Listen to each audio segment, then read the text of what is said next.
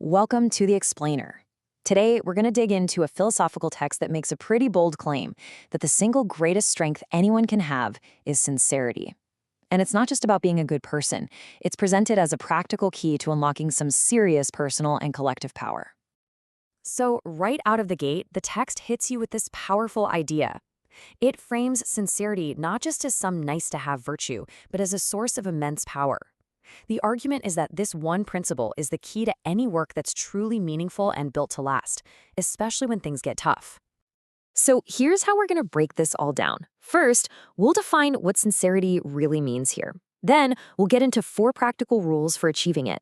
After that, we'll see the kind of power it can unlock, look at the obstacles that get in our way, and wrap up with a really surprising take on the power of knowledge. Okay, so let's get right to it. What exactly is sincerity according to this text? And why is it considered so absolutely vital, especially when you're up against what it calls terrible enemies and severe oppression? So at its heart, sincerity, or İhlâs, as it's called in the original Arabic, is basically like an internal compass. It's all about pointing every single one of your actions towards a higher purpose, what the text calls divine pleasure. And here's the kicker. The world's opinion, whether they praise you or criticize you, just becomes background noise. It doesn't matter. And get this, the text describes sincerity as this incredible, multifaceted tool. It's not just one thing. It's called the greatest strength, the shortest way to reality, and even the purest worship. It's basically presented as the essential quality for anyone trying to do important work in the world.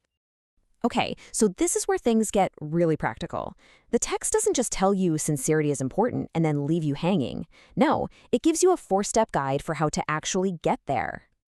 So rule number 1 is all about your intention. It's a pretty radical idea, really. It asks you to completely recenter who your audience is.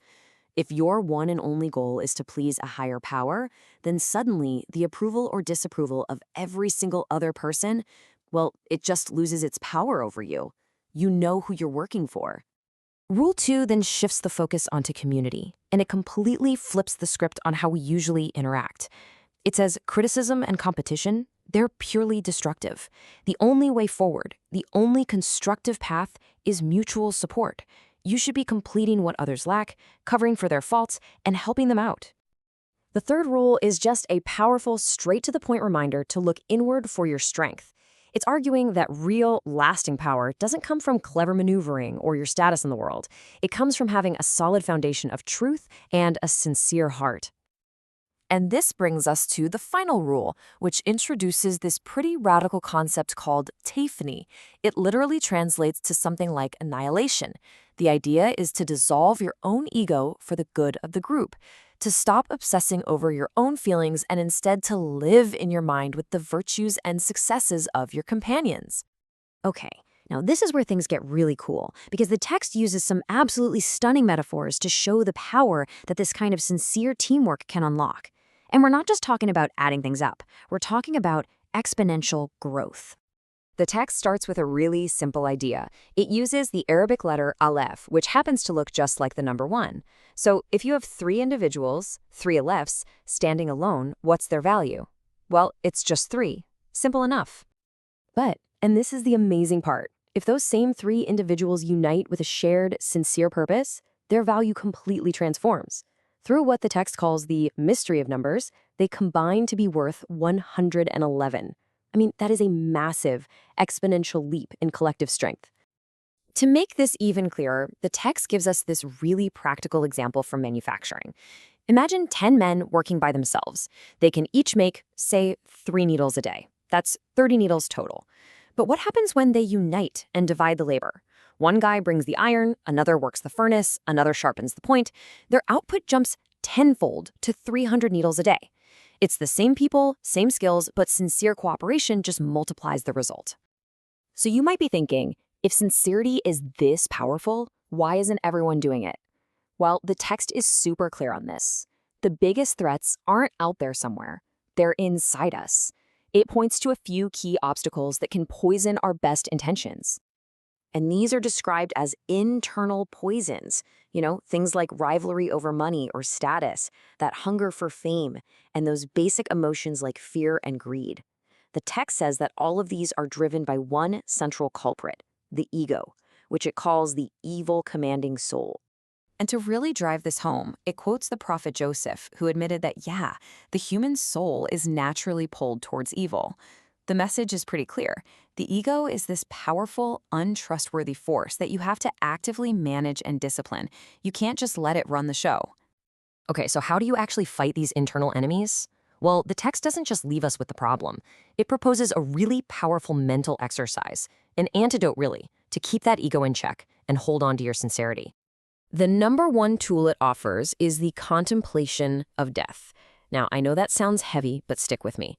The idea is that by regularly thinking about our own mortality and how temporary this world is, we can kind of snuff out all those petty ambitions and worldly desires.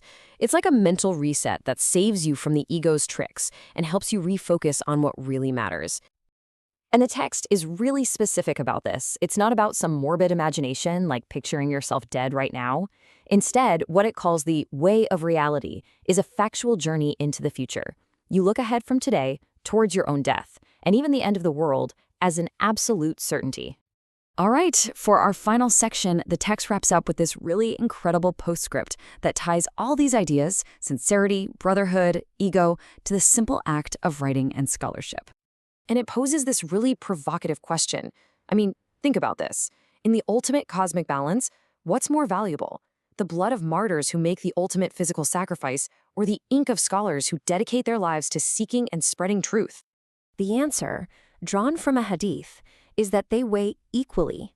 I mean, that's a huge statement.